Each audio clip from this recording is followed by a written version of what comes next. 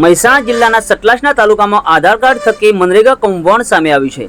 કૌશિકકુમાર નરેન્દ્રભાઈ પટેલ નામના વ્યક્તિના નામે લાખો રૂપિયા ઉધારી દેવાયા।